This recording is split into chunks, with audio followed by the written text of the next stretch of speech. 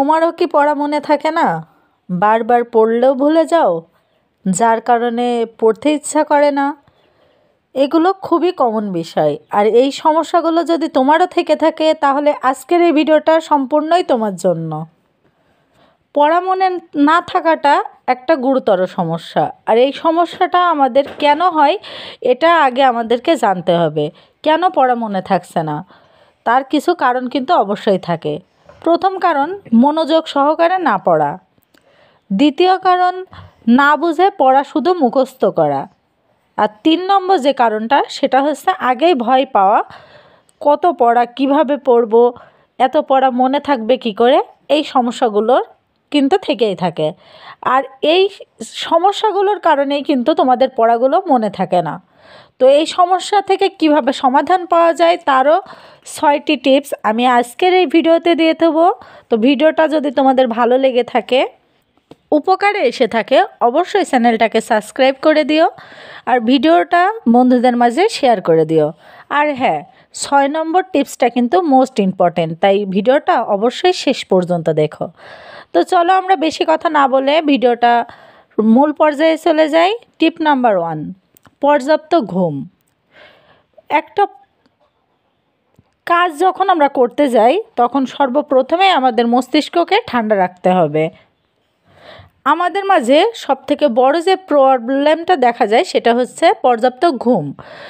আমরা ফোন দেখি, ফোন দেখার পরে রাত ৩টা, ৪টা, ৫টার দিকে ঘুমাই, আবার 10টা, 11টার দিকে ঘুম থেকে উঠি, যার কারণে আমাদের মস্তিষ্ক, ব্রেন ঠিকঠাক মতো কাজ করে না। হয়তো পরিস্থিতির চাপে পড়ে বা টিচারদের ভয়ে আমরা কোনো কারণে পড়াটা রেডি করি, কিন্তু তারপরেও কিন্তু পড়াটা মনে থাকে না, আর এটাই খুবই কমন একটা সমস্যা। আর তোমরা হয়তো অনেকে ভাবতে পারো যে ম্যাম, আমরা তো রাত্রেবেলা ঘুমাতে পারি না, তো কী হয়েছে, দিনের বেলায় ঘুমাই। আসলে আমাদের রাত্রেবেলা মস্তিষ্ক অর্থাৎ আমাদের ব্রেন থেকে একটা হরমোন নিঃসৃত হয়, যে হরমোনের কারণে আমরা রাত্রেবেলা ঘুমাতে পারি।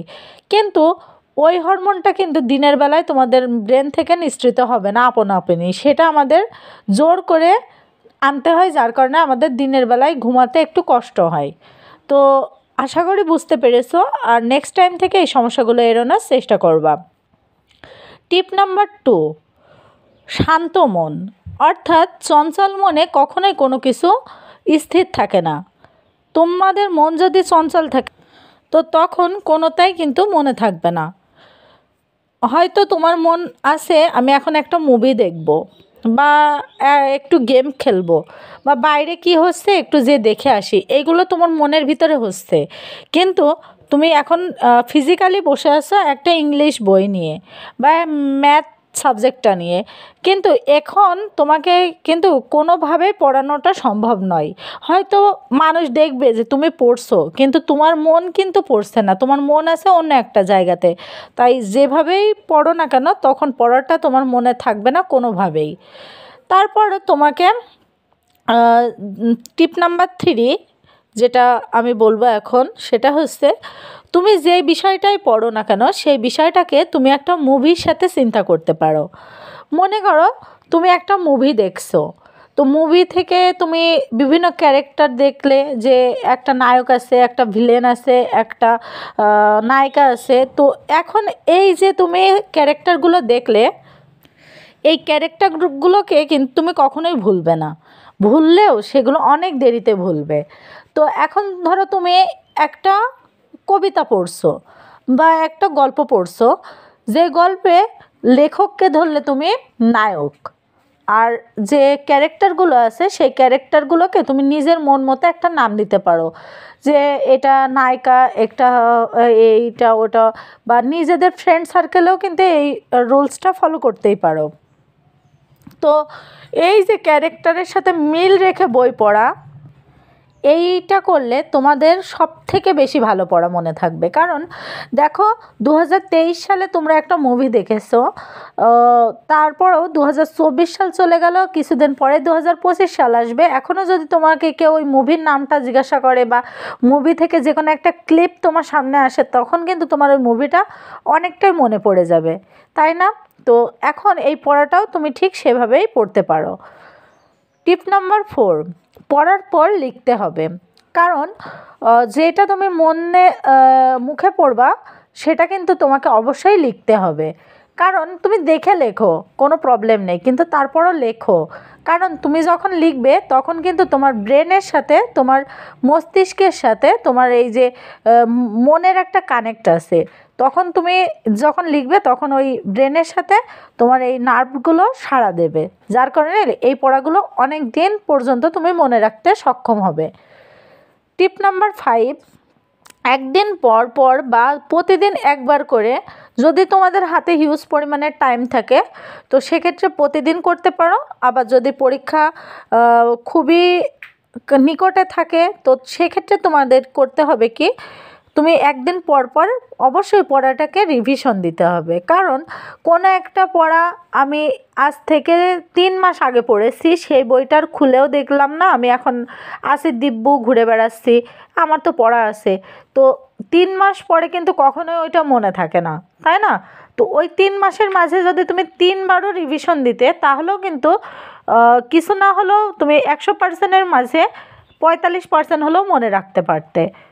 রিভিশনের গুরুত্ব কিন্তু খুবই খুবই গুরুত্বপূর্ণ।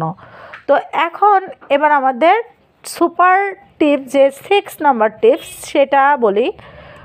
এটা হচ্ছে সবথেকে বড় একটা টিপস, আর এই টিপসটা মনে না করলে বা এটা যদি কাজে না লাগাতে পারো তাহলে আসলে কিছুই করতে পারবে না। সেটা হচ্ছে টাইম সেট আপ।